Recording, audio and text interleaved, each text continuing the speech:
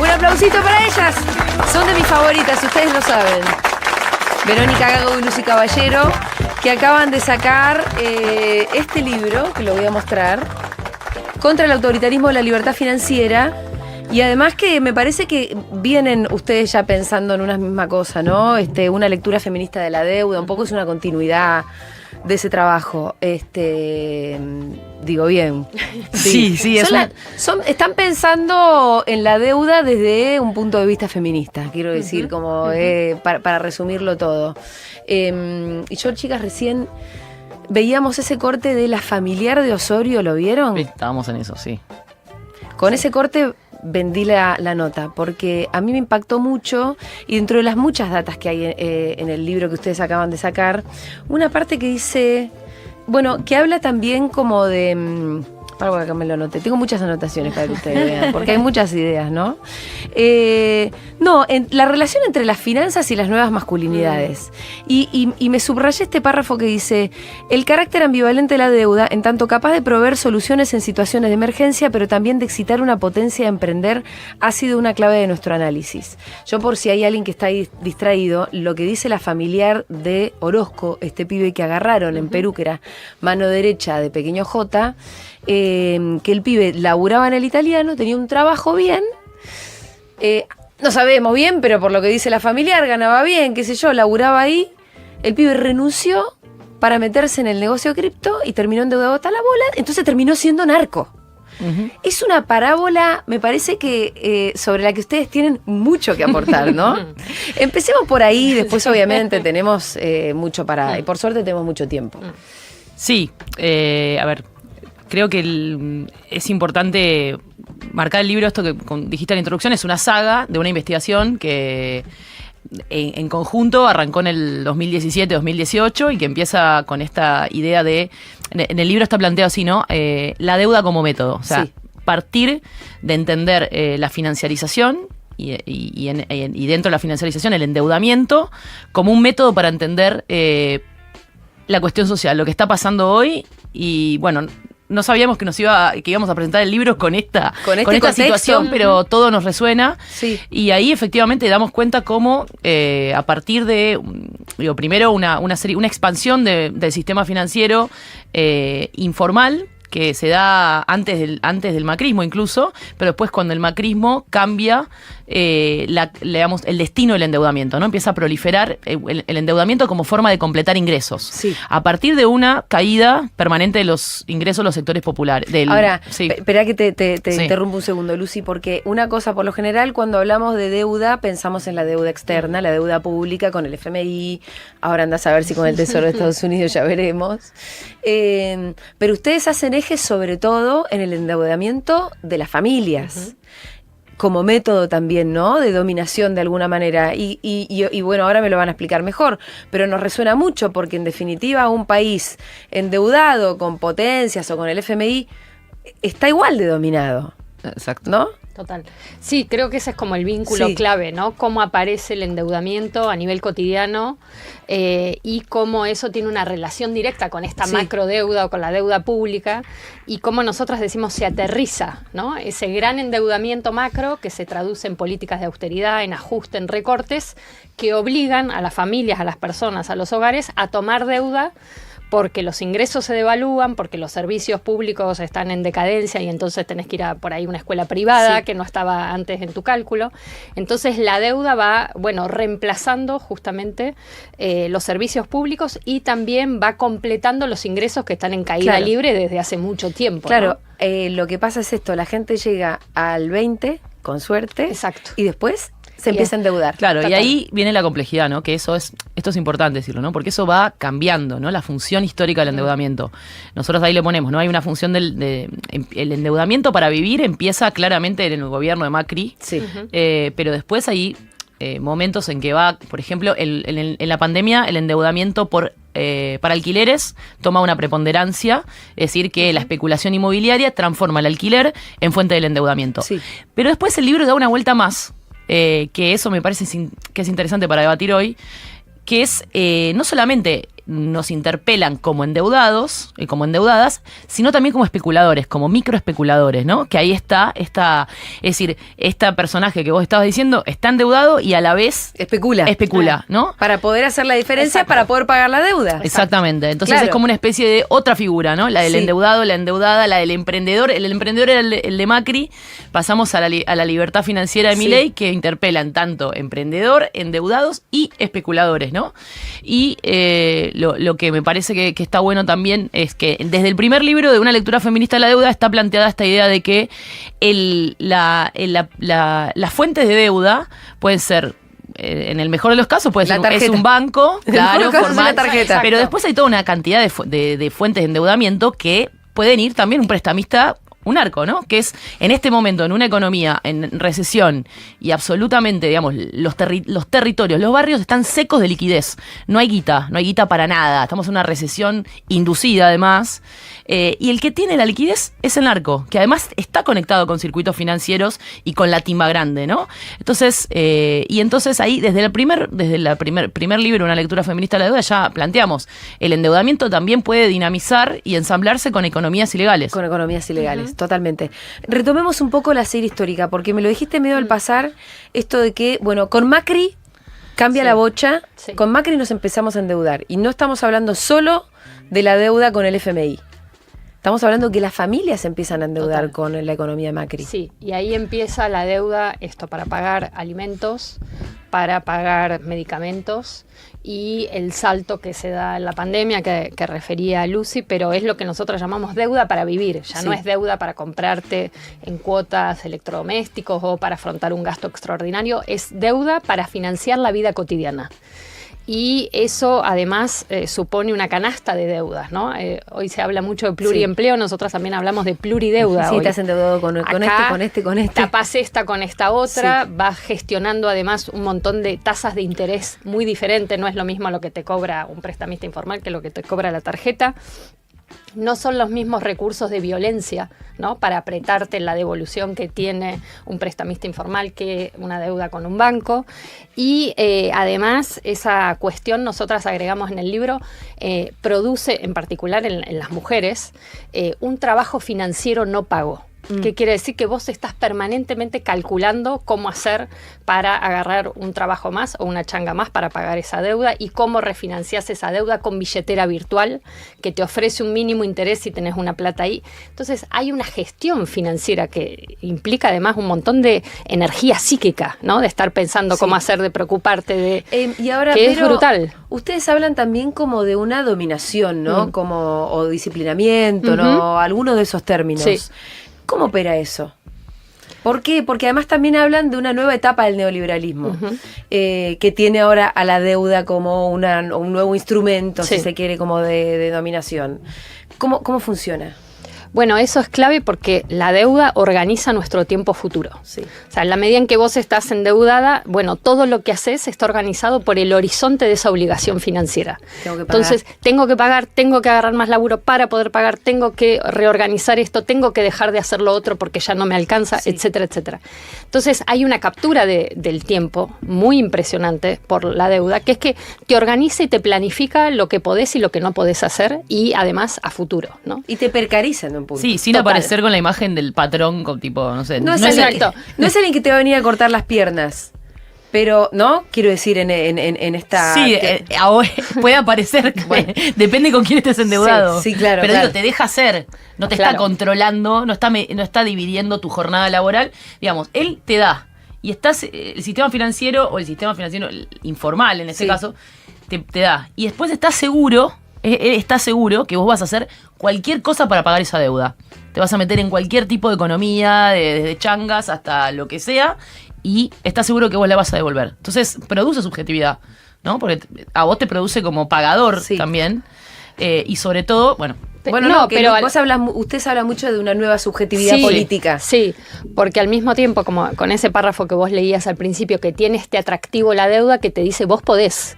Te presto porque yo sé que vos me vas a poder devolver. Te presto porque a vos se te va a ocurrir de alguna manera cómo pagar. Entonces ahí hay un enganche que justamente tiene que ver con una positividad que te dice, bueno, vos sos un sujeto productivo, sos emprendedor, algo se te va a ocurrir, poné tu creatividad a trabajar para inventarte algo.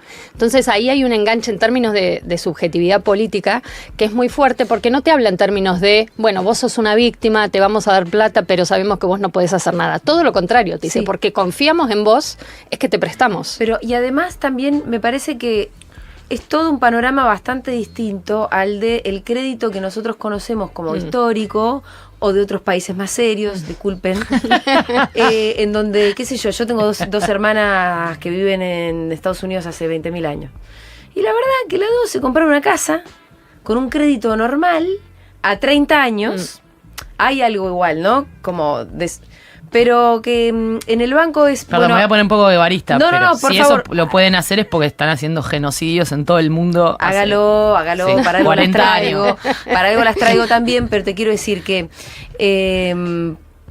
saquemos a Estados Unidos. Me imagino que, pero igual si querés después podés te barista, que si vos vas a Suecia y te querés comprar una casa, el crédito funciona un poco de acuerdo a tus ingresos y de acuerdo a lo que vas a poder pagar y hay una economía más o menos ordenada ahí también. Bueno, eso es una... Porque de hecho, ¿quién tiene una bolsa de guita para comprarse una casa? Viene bien la entrevista, ¿no? Paremos un cachito porque te tengo que decir algo muy importante. Como te podrás imaginar, hay un montón de gente trabajando en este programa y en toda la programación de Futurock, por lo menos 60 personas. ¿Cómo hacemos para sostenernos? Por el aporte voluntario de por lo menos 15.000 personas. Y esta es la parte en la que yo te pido a vos, ahora que también te sumes. Es muy fácil hacerlo. Entrás a la página de Futurock o bien escaneas el QR que está en pantalla. Con eso además accedes a descuentos, entradas a recitales, al teatro, descuentos a libros, cervecita en Junta y un montón de cosas más. Nosotros nos comprometemos a hacer algo que es bastante excepcional en Argentina, que es periodismo libre. Este compromiso lo podemos sostener con el tuyo. Ah, y una cosita más, no te cuesta nada. Suscríbete al canal, dale like y todas esas cosas. Y ahora volvemos a la entrevista. No, porque nosotros justamente, primero, vos estás planteando algo muy claro, que es la dimensión, la división internacional del trabajo, ¿no? El lugar que tenemos nosotros de país colonizado, en este momento recolonizado por la tele directamente, ya nos muestran que están entregando la capacidad de decidir en esos meetings de cuarta ahí en Washington, o en no sé, donde se juntan, y digo... Por supuesto que la pregunta nosotras la hacemos desde América Latina, cuál es la función del endeudamiento desde América Latina. Lo que nosotras vemos, y eso lo trabajamos en varios libros, es que acá primero, por ejemplo, la aparición de los microcréditos como solución para la pobreza en los países del sur global, ¿no? Que eso pasó al mismo tiempo en América Latina que en África, ¿no? Digamos, un montón de empresas financieras empezaron a ver que había una capacidad en América Latina todo lo que se llama economía popular y demás, de una capacidad de organizarse para inventar trabajo que empezaron a sacar negocio de ahí, ¿no? Lo que nosotras, primero lo miramos de un lugar geopolítico, el acceso al crédito, y segundo le hacemos preguntas políticas. Nosotros no estamos en contra de todas las deudas. Lo que estamos diciendo es, ¿quién se endeuda? Sí. Y decir, ¿quién se endeuda? ¿Para qué se endeuda? Una cosa es, porque de hecho nosotras reclamamos con otras compañeras que están en otros movimientos, por ejemplo, créditos productivos para las mujeres. Pero las mujeres no se endeudan para poder desplegar su capacidad productiva, porque se tienen que endeudar primero para la reproducción de la vida, ¿no? Entonces no es que cuando vos estás en una situación de ajuste en tu vida cotidiana en la que no podés comprar ni un guardapolvo, ese crédito no va a ir a que vos te amplíes. No, hagas tu microemprendimiento de cerámicas. Claro, entonces, ¿quiénes se endeudan? ¿A qué costos se endeudan? Esa es otra pregunta. Vero lo dijo muy bien, la tasa de interés. Sí. La tasa de interés en los países que vos estás nombrando. Sí, bajita. Exactamente. Y ¿para qué te endeudás? No te estás endeudando. Porque digo, ahí hay un mecanismo de estratificación social en el modo de acceso al crédito. Por ejemplo, vos tenés hoy las clases altas accediendo, o incluso las empresas más concentradas de Argentina que accedieron durante todo este tiempo a endeudarse en dólares para poder apalancar sus inversiones financieras, ¿no? Lo que dice la clase alta se apalanca con el crédito y los que estamos en el medio o cayéndonos del medio y abajo estamos endeudándonos para completar ingresos. Entonces, ese es el problema político que nosotros vemos. De hecho, nosotras creemos que hay que hacer por ejemplo, una modificación de la ley de entidades financieras. Porque, y además, ahora me hablas de la ley de la modificación esa. Estoy pensando cómo, a costa de del endeudamiento doméstico no sería la palabra, porque justamente lo queremos politizar, ¿no? Pero del endeudamiento de la familia, de la gente común, terminás de alguna manera financiando el endeudamiento de las grandes empresas que terminan fugando los dólares, quiero decir. Total. ¿No? Hay una transferencia ahí. Sí, primero porque, por ejemplo, hoy hay endeudamiento para pagar las tarifas de los servicios públicos privatizadas y dolarizadas, ¿no? Entonces es una extracción así directa de los ingresos de la clase trabajadora asalariada y no asalariada para pagar tarifas dolarizadas de grandes corporaciones. Lo mismo si pensamos en lo que pagamos de internet, teléfono, plataformas, etcétera, etcétera. Entonces también ahí hay una extracción que es directa, ¿no? Como vos decís, y las deudas a nivel de las familias se están financiando una concentración de la riqueza. Entonces, y además, Vero, te agrego como el que esté todo tan, que el dólar esté pisado, hace que para nosotros esté muy encarecida toda la vida misma, y es conveniente para los que se la fugan. Total, ¿no? Totalmente. Que es una sensación de disociación permanente, ¿no? Entre que se dicen los grandes medios internacionales, Milei logró frenar la inflación, etcétera, etcétera. Gente en el país que dice, bueno, están baratos los dólares y la vida cotidiana es imposible, carísima, cualquier cosa. Entonces, es permanentemente tener una experiencia de disociación entre lo que se dice de los números, las inversiones, la inflación, los delirios del presidente diciendo vamos a hacer Alemania en 10 años, y una vida cotidiana que está totalmente estallada por deudas, pluriempleo y salud mental, ¿no? Que lo agregaría como ítem totalmente conectado. También ustedes dicen que la pandemia fue en parteaguas, ¿no? Porque decíamos 2018, con Macri, las familias empiezan a endeudar, está claro, porque los ingresos dejan de alcanzar para la vida. La pandemia como factor clave, ¿cómo juega? Bueno, es el momento en que estallan lo que se llaman las billeteras virtuales, ¿no? Si no, parece que fue hace un montón, pero no es como hace que tanto. La digitalización de la vida nos llevó un poco a... Exacto. Y ahí hicieron, bueno, nosotras decimos es como un momento de laboratorio financiero porque estallan esas billeteras virtuales que antes no eran tan conocidas y justamente aprovechan esa situación de emergencia a nivel global, pero lo vimos en particular en nuestro país, para convertirse como en herramientas populares, y es una manera en que se acelera la toma de deuda, la oferta de crédito, y en un momento donde había una baja generalizada de ingresos, emergencias por cuestiones sanitarias, familiares, etcétera. Entonces, bueno, ahí las billeteras llegaron para quedarse y aceleran vía digitalización, como decías, esta oferta de crédito carísimo. Además, vos te endeudás con un botoncito. Sí, bueno, lo vimos hoy decían, ¿no? ¡Pim! Sí. Hoy decían bueno, no solamente los pibes pueden acceder cada vez de más chicos, digamos, esta idea de la inclusión financiera, una cosa que discutimos mucho es la idea de inclusión financiera tomada, enlatada desde las mismas corporaciones sin ningún tipo de crítica desde un país que tiene como primer problema de su deuda, ¿no? Entonces, incluso estas billeteras virtuales que empezaron como medios de pago, y que ahí fue importante, ¿no?, que aparecieran estas billeteras públicas como la de cuenta DNI, la del Banco Nación, en ese momento que empezaron a disputar. Pero después rápidamente se transformaron crecieron rápidamente como formas de endeudamiento. O sea, empezaron, como siempre pasa, ¿no? Facilitándote las transacciones normales. Exacto. Y después, obviamente, arrancaron a hacer modos de endeudamiento con tasas mucho más altas. Y ahora, ayer comentaban que, claro, los pibes, ¿qué hacen, no? A veces toman crédito con Mercado Pago y se van a otra aplicación a invertir. Entonces es como... hacen rulo ahí. Hacen rulo, por eso te digo, como... a mí me parece que ahí hay un... por eso estamos llegando a esta saga. Digo, la pandemia ha sido un laboratorio financiero. Nosotros pensamos, discutimos mucho de todo lo que estaba detenido, entre comillas, pero no todo lo que se expandió, todo lo que se reconfiguró y cómo fue un momento primero de gran concentración de la riqueza, en toda Latinoamérica se concentró la riqueza y al mismo tiempo se expandieron, se corrió nuevamente por abajo la frontera de la financiarización. No pasó solo en Argentina, en América Latina, sino también en África. Exacto.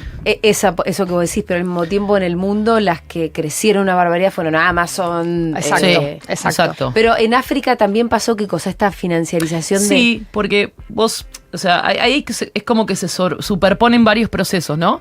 Por un lado teníamos había como cierta, después de la crisis del 2008, había como cierta deslegitimación de las instituciones bancarias. Sí. De hecho, de eso también nacen las bitcoins y todo eso. Pero también hay un cambio de estrategia de las instituciones financieras, es decir, cómo hacemos para llegar a los sectores populares, ¿no? Cada vez más a los sectores populares. Y dice, bueno, una estrategia es primero la idea de la educación financiera, hay que educar financieramente, masivamente a la gente, pero por otro lado tenemos que también, el único dispositivo que nos asegura llegar a todos los hogares del mundo es el ensamblaje con la tecnología de los celulares, ¿no? Que es la forma. Educación financiera como que suena bien. Suena bien. Es atractivo. Inclusivo. Exacto. Inclusión financiera, bueno, todos tenemos que poder tener acceso a esas herramientas que eran solo de los ricos y al final son para cagarte. Sí. Y yo creo que ahí hay una figura que es clave, que es Galperín, ¿no? Que además estas fintech, como se llama, ¿no? Sí. Que es la abreviación de tecnologías financieras, no solo endeudan a las familias, a las personas, sino que disputan recursos públicos, porque quieren ser las mediaciones para que, bueno, quienes reciben programas sociales los cobren vía sus billeteras virtuales. Nos contaban compañeras que Mercado Pago te ofrece, si convences a tu amiga de que la asignación universal la cobres por Mercado Pago, te damos un 3% en tu próximo crédito. ¿Te das cuenta el nivel de captura del recurso público? Súper alentado, por supuesto, a nivel del Estado por este gobierno, ¿no? Bueno, los subtes en la Ciudad de Buenos Aires. Exactamente. Los subtes en la Ciudad de Buenos Aires se pueden, si pagás con Mercado Pago es más barato. O sea, ¿quién cuestiona ese negocio? Entonces hay como una especie de competencia con los bancos que quisieran, desde algunos gobiernos anarcolibertarios, ser reemplazados por estas grandes fintech que están concentrando, pero que además están disputando uno a uno, con quién te endeudás, con quién recibís tu programa social o tu ayuda económica. Y eso me parece que es algo clave porque parecen que no necesitan del Estado, pero permanentemente están disputando los recursos públicos. ¿Cómo se combate esto? Porque yo cada vez que uso Mercado Pago, que lo uso, me acuerdo de Galperín, ¿viste? Sí. Digo, la puta que lo parió. Sí, bueno, ahí... No me endeudo con él todavía. Sí. No, yo... Sí. Me sigo endeudando con la tarjeta de crédito. No, nosotros ahí en el libro hacemos una propuesta. Primero, la primera propuesta es hacernos cargo de que la estabilización de ciertas prácticas en la vida cotidiana produce subjetividad. Entonces, decir, tener una población... Nosotros ahí hablamos de una población entrenada en la precariedad, acostumbrada a endeudarse, a resistir o a aguantar un ajuste durante años, que ya hace mucho que terminó, que empezó el gobierno de Macri y en algunos sectores nunca se recuperó el ingreso hasta antes del gobierno de Macri, y más bien lo que pasó es que se estabilizó la necesidad de endeudarte o incluso de microespecular. Y bueno, se empezó a disparar también toda esta situación de esta disputa que hay de los jóvenes para que devengan apostadores frente a la incertidumbre con respecto al futuro. Nosotros, primero, una cuestión un ataque en una clave bien subjetiva, ¿no? Decir, bueno, abrir espacios de discusión donde podamos discutir esto, no desde un lugar de moralina, No, pero lo primero es el diagnóstico. Lo primero es el diagnóstico. Démonos cuenta qué es lo que está pasando con la deuda de las personas de a pie y lo que está pasando con los pibes jóvenes y esta ilusión que se les vende de que pueden ser pequeños especuladores, ¿no? Total. El segundo punto es combatir luchar para que los servicios públicos no devengan fuentes de endeudamiento, que es lo que estamos haciendo cuando vamos a tratar de tirar los vetos por las leyes de universidades o por la emergencia en discapacidad, porque digo, lo que no va a proveer el Estado va a hacer que esas familias se endeudan. De hecho, ahora estamos haciendo una encuesta de endeudamiento de discapacidad con las compañeras de Mama Cultiva en Movida Ciudad. Y entonces, luchar por todo, por educación, por salario, por provisión de servicios públicos, es prevenir que eso devenga fuente de endeudamiento. Y después, digo, como política pública hay muchas. El problema es que en este país no se puede hablar de política pública hasta que no decidamos qué se va a hacer con esa deuda, ¿no? Con la deuda. Me parece que si no llegamos ahí llegamos a todo, ¿no? Con la deuda grande. Con la deuda grande, exacto. porque es la que está organizando todo esto que estamos hablando. Desde la recesión inducida terrible que está habiendo hasta que los salarios y los ingresos populares sean algo que está congelado, que el Estado esté permanentemente ajustando para pagar intereses de deudas, ajustando en educación, en salud. Bueno, entonces todo nos va a llevar a esa deuda. Esa deuda es la que está organizando. O sea, vos mirá a la Argentina desde arriba, o sea que estamos todos bailando el baile de la deuda. Es que Totalmente. la deuda impone una condición de existencia en austeridad. Y si vivís en austeridad, permanentemente tenés que apelar o a la deuda o a la especulación. Ahí también nosotras decimos, hay algo de lo financiero que tiene géneros, ¿no?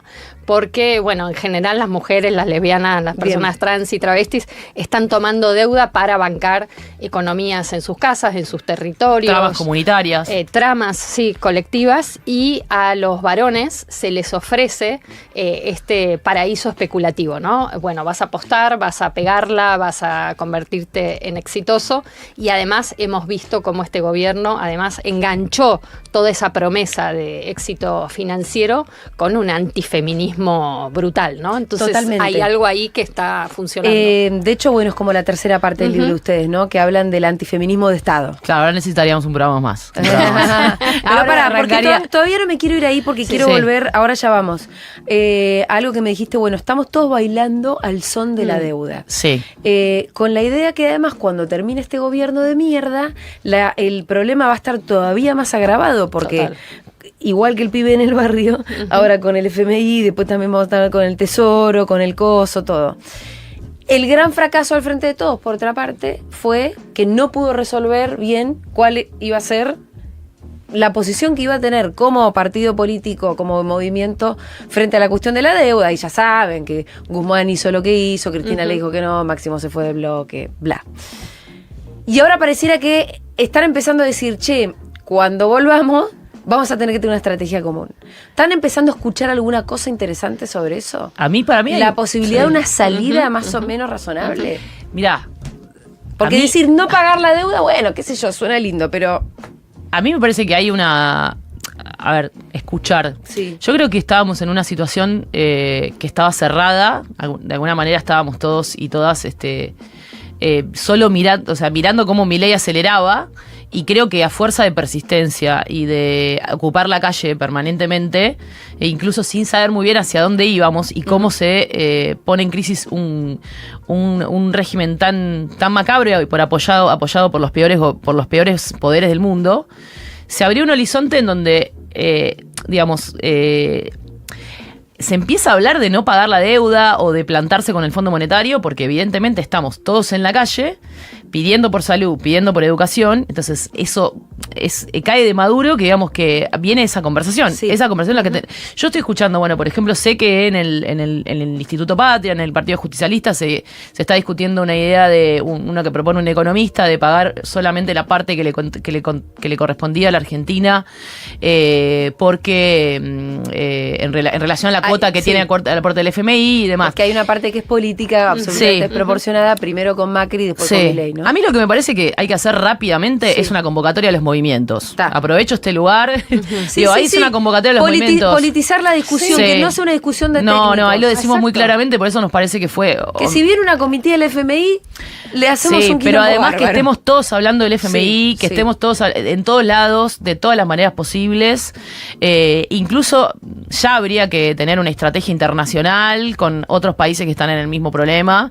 Ahora, para que se den una idea, incluso aprovecho este lugar para decir que ahora, por ejemplo, en Ecuador están en medio de un paro contra las medidas del Fondo Monetario que está ahogando al pueblo ecuatoriano y están desplegando una represión tremenda. Por ejemplo, hoy tendríamos que desde el primer dirigente que pretende gobernar hasta el último movimiento social deberíamos estar hablando con Ecuador, con Egipto, con un montón de otros países que están en la misma situación. Entonces yo creo que el ABC de la deuda es decir que es una deuda política, que eso me parece que un poco se instaló, al contrario de lo que pasaba en el gobierno anterior, que decías eso y te decían, no, bueno, pero hay que resolver, que va a venir una corrida. Después vinieron 500 corridas igual, a pesar de haber arreglado con el fondo.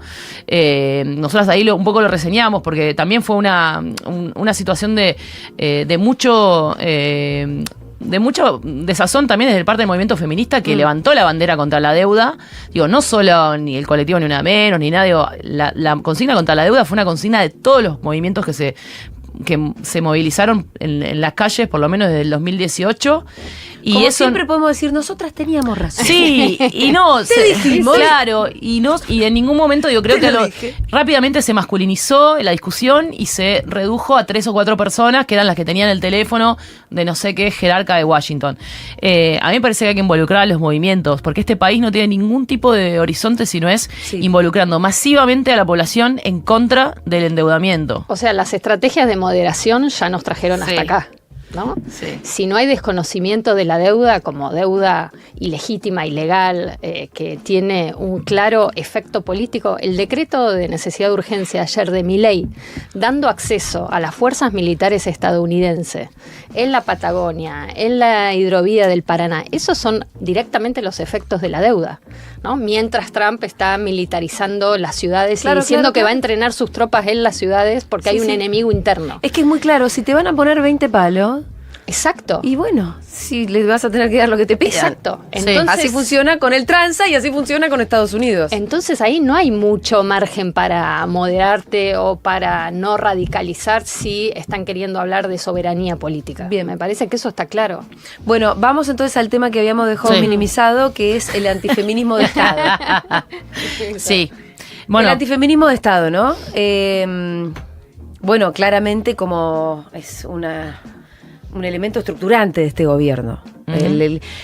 Hay algo que yo lo entendía y charlando con Dora Barrancos alguna vez, ¿no? Que era como que el antifeminismo y ese conservadurismo antifeminista y antiminoría siempre había existido, porque el tío facho siempre existió,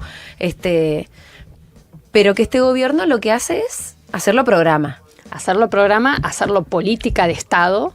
Y además es algo que estamos sosteniendo con recursos públicos. O sea, no es solamente una opinión personal del primer mandatario, no es solamente un discurso de odio que emite en sus redes personales. Es una política de Estado que incluye la anulación de un montón de políticas para la prevención de violencias por razones de género. Las granjas de troll que te atacan a vos.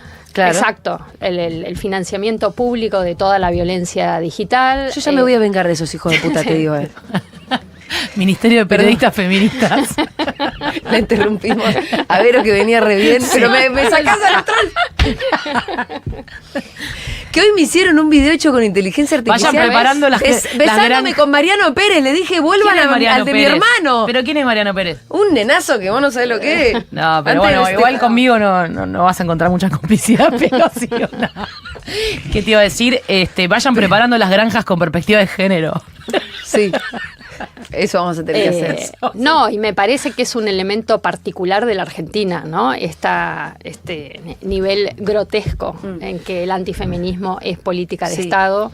Bueno, lo hizo muy evidente Milei en el discurso de Davos, ¿no? Al que se respondió con una movilización masiva, pero también porque es un modo de disciplinar, bueno, el impacto que tuvo el movimiento transfeminista en Argentina como una imagen que también circuló globalmente, ¿no? Entonces él viene a querer disciplinar, a querer decir, bueno, yo voy a dominar esto que en Argentina tiene tanta fuerza y tanta, además, importancia histórica, ¿no? Por la conexión con otros movimientos sociales y políticos. Eso yo lo aprendí con vos, Lucy. Cuando Milei hace ese famoso primer discurso en Davos, que todas como, ay, qué horror, ¿cómo me habla así? Y sí, dijiste vos. Se ve que nos deberíamos... Por lindas. Claro, por la potencia. Exacto. Pero nosotras mismas deberíamos entender un poco más que no es solo saña, que es la potencia. Exacto. Que nuestro planteo es exactamente el antagónico. Total. Que nuestro planteo además viene marcando cada una de las cosas que este gobierno iba a hacer, entre ellas, como pocos otros movimientos, la cuestión de la deuda, ¿no? Total. Bueno, y en el libro agrega también está en el libro, pero bueno, ya lo venimos conversando, pero vale la pena seguir. Sí. Se llama La centralidad estratégica del género, ¿no? Ese capítulo. ¿Y cuál es la hipótesis ahí? La hipótesis es que en el antifeminismo hay una escuela de la crueldad que se derrama a otras poblaciones. Sí. Una forma de generar gobernabilidad, una parte de la gobernabilidad es generar este enfrentamiento por abajo, ¿no? Que lo decimos, ¿no? Fragmentar a la clase trabajadora. Sí. Generar la idea de que, proveer una compensación simbólica para unas poblaciones precarizadas, donde la propuesta del gobierno es recuperar tu poder tratando mal a tu mujer o volviendo a poner a tu mujer en el mismo lugar. Eso vale para el empleado, vale para el migrante, la migrante. Digo, hay algo de la escuela política, de la crueldad, de la culpabilización que se hace sobre el movimiento feminista, que es que después se derrama a otras poblaciones. Hoy lo estamos viendo con el triple femicidio, ¿no? Cómo radicalmente necesita este gobierno que la dimensión de género quede opacada, ¿no? Por eso Bullrich lo primero que dice, no tiene nada que ver con claro, porque ahí es lo que estamos poniendo. Sí.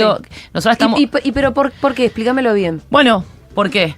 Porque está diciendo, ¿no? Esto es el narcotráfico, es una cosa entre bandas que no tiene nada que ver con el género. Justamente lo que viene a decir el movimiento feminista, y lo hace teniendo muy en cuenta la dimensión de clase, es decir, en el ensañamiento en el cuerpo de la violencia contra el cuerpo de las mujeres, en tomar a las mujeres como botín, ahí es donde se corre el umbral de la violencia necesario para este tipo de economías. ¿No? Es ahí donde está corriendo el umbral.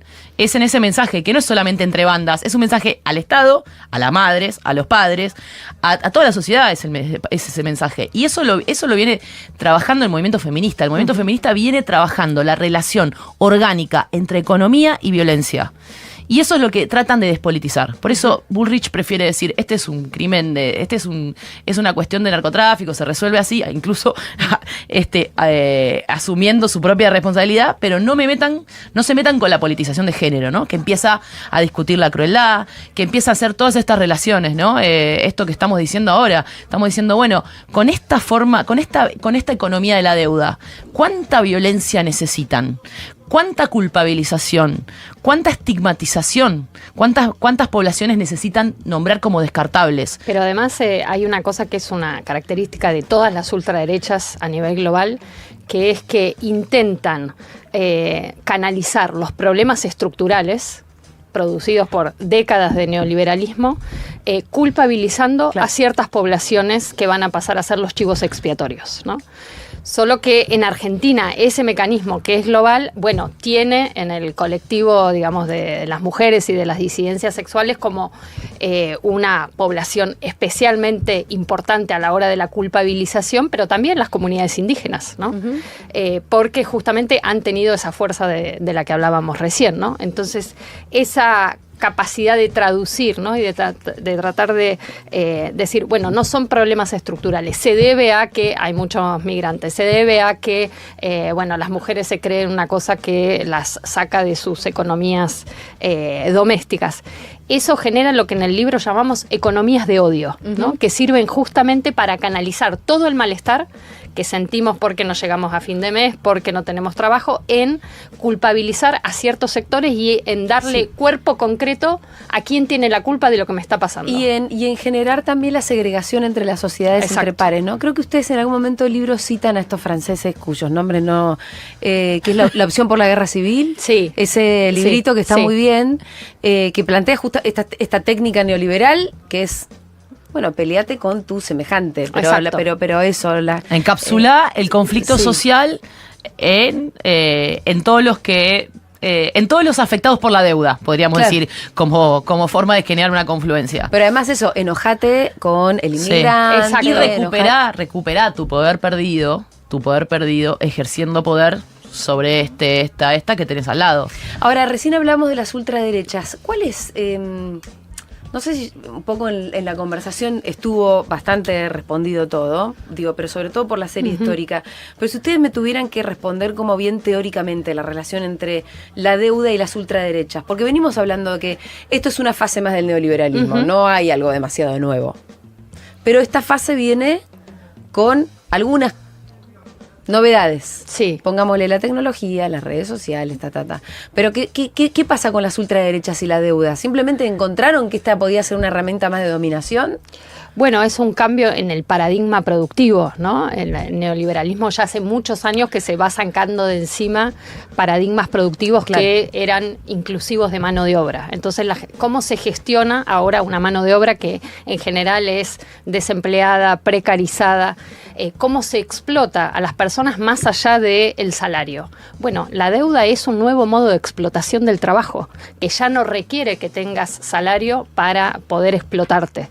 Entonces, hay una dinámica que tiene que ver con esta fase del neoliberalismo que pone a las herramientas financieras como instrumentos fundamentales de la explotación de las poblaciones, ¿no? Entonces, y con esta particularidad que decíamos antes, esto que decía Vero, que es fundamental, una población, una clase trabajadora cada vez más heterogénea, cada vez más precarizada. Y la pregunta, y ahí viene la pregunta que trae el movimiento feminista, ¿no? De, bueno, ¿cómo se disciplina algo tan heterogéneo que no está encerrado en una fábrica? Endeudalos. Exacto. Endeudalos. Obligalas a ser heterosexuales. Sí. Entonces, ¿no? Hay algo ahí de esa pregunta, ¿no? Y el pasaje que nosotros proponemos en el libro, con esta idea de la deuda como método, es entender cómo la austeridad, ¿no? El entrenamiento en la precariedad, la duración en el tiempo de la aplicación de políticas neoliberales es una forma de autoritarismo, ¿no? Y también hay algo de la captura del tiempo, ¿no? Porque nosotras cuando hacemos ahí el contrapunto con la crisis del 2001, que era una crisis de desempleo. Esta parte estuvo buena. Una crisis de desempleo, ¿no? Esa parte está buena. Sí, son buenas ustedes, chicas. La pregunta era, bueno, ¿qué haces cuando te quedás sin laburo? Y entonces, bueno, se te libera una cantidad de tiempo que al principio es una crisis, ¿no? Y sobre todo para las masculinidades proveedoras acostumbradas a tener una rutina de trabajo, disciplina. Bueno, y hay buena parte de los movimientos sociales que se producen en ese momento que dicen, bueno, vamos a organizarnos de otra manera, vamos a hacer otra cosa con el tiempo. Hoy es una crisis no de desempleo, sino de pluriempleo en la cual nadie tiene tiempo de nada. Claro. Entonces, ¿qué tiempo para la organización? ¿Qué tiempo para pensar, bueno, nos organizamos con una cooperativa, con la autogestión? Hay algo de la explotación del tiempo vía estas herramientas financieras que decíamos, todo tu tiempo y toda tu creatividad está dedicada a ver cómo voy a pagar la deuda, que es completamente distinto a lo que era la crisis hace 20 años. Y además lo que hace es alargar la agonía, ¿no? Porque en un momento, claro, ustedes ponen, en la crisis del 2001, no llegabas a fin de mes, día 15, bueno, y se armó el quilombo. Sí, más bien se armó 19-20, ¿no? No tenías el WhatsApp, no tenías, gorda, cortamos la calle. Por eso, no tenías ni mucha organización social, me parece que menos que ahora, cobertura social ninguna, que ahora por lo menos un poco hay, todavía tenés asignación social por hijo, bla, tenés más organizaciones sociales, pero además ahora en realidad también lo que tenés que hace que la crisis no termine nunca de estallar es que el 15 te empezás a endeudar. Bueno, por eso nosotros ahí decimos, ¿no? Porque esto es importante, lo estábamos hablando hoy a la mañana con otras compañeras, discutirlo en la campaña también, ¿no? En la campaña política de el endeudamiento de la población, porque ahora es un tema de campaña, veo que es un tema de campaña. Se empieza a hablar. Finalmente, enhorabuena.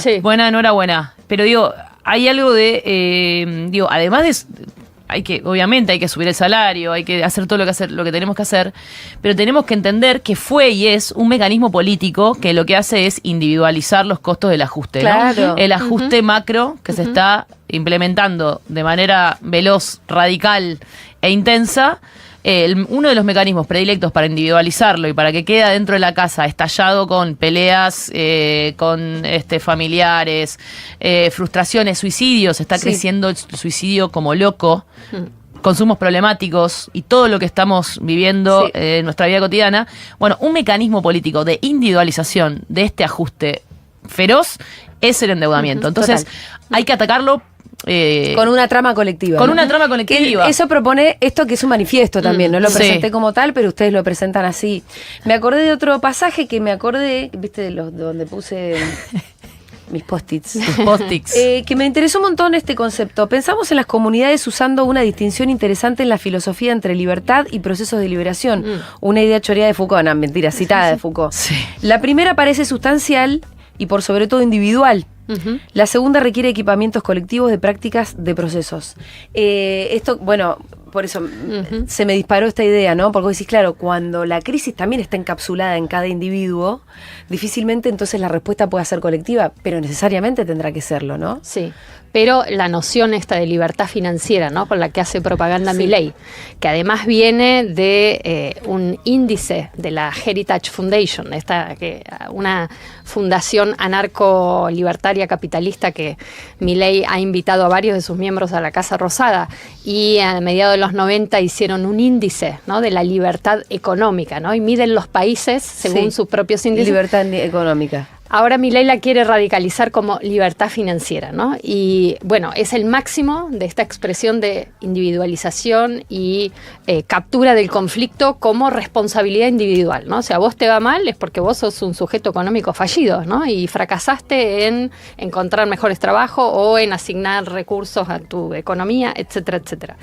Entonces decimos, bueno, es todo lo contrario a los procesos de liberación en los cuales, bueno, se trata de experimentar siempre con otras personas y en otros vínculos y en otras tramas, y lo que hacen es justamente que no te sientas sola, ¿no? Exacto. Hermoso final. Gracias. Sí, pero chicas. eso no le quita los inconvenientes igual a las experimentaciones colectivas. De hecho, el libro termina un poco con esas preguntas de, bueno, ¿cómo hacemos para armar tramas, armar comunidad, atravesadas por las redes, el pluriempleo, las competencias? Me parece que todo eso tiene que estar sobre la mesa, porque la gran pregunta es cómo desobedecemos la deuda, pero sobre todas las cosas, cómo hacemos crecer la comunidad. Cómo nos organizamos, totalmente. Gracias por haber venido. Muchas gracias. Chicas. Me encantó conversar con ustedes, la voy a invitar más seguido. Siempre digo, pero igual a Lucy la tengo medio... Contra el autoritarismo de la libertad financiera, de Verónica Gago y Lucy Caballero. Este libro es de tinta limón. Se consigue en las librerías. Una cosa que me están repitiendo por mensaje. Quiero decir que hay dos actividades. Una actividad que va a haber en Movida Ciudad el viernes, que vamos a trabajar esta idea de masculinización del riesgo financiero a partir de las 18:30 en Bartolomé Mitre 1767, que van a estar dos compañeros que también escriben en el libro y mi compañero también de Movida, Nahuel Puyaps. Y el sábado vamos a estar presentando este libro en la Feria del Libro de Flores con Itaí y la Inca. Ah, bueno, espectacular. Sí. Bueno. Bien, ahora hay que empezar a juntarse para presentar el libro. Sí. Usarlo para discutir. Exactamente. De eso se trata. Bueno, la felicito. Como siempre, mucha profundidad y claridad y todo, y nos aportan cosas que poca gente aporta. Bueno, así que gracias, chicas. Para mí otra son cara del monstruo. Otra cara del monstruo. La deuda. Sí, exacto. Para mi próxima edición voy a meter un monstruito más. Las caras de las monstras. Che, pero ustedes están citadas en mi primer cara del monstruo. ¿Sobre qué era sobre...? No me acuerdo bien. No, igual no importa. Sí, pusiste algo de la deuda. Yo me acuerdo, ¿no? Sí, era el feminismo. El feminismo trabajó la deuda y pusiste abajo. Bueno. Cuando te estabas peleando con las granjas estas de Troya. Sí, con todo el mundo.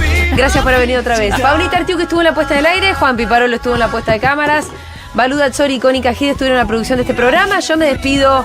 Hasta mañana. Chau. Ustedes se quedan en la buena compañía de Juana Morín y todo el equipo de Crónica Anunciada.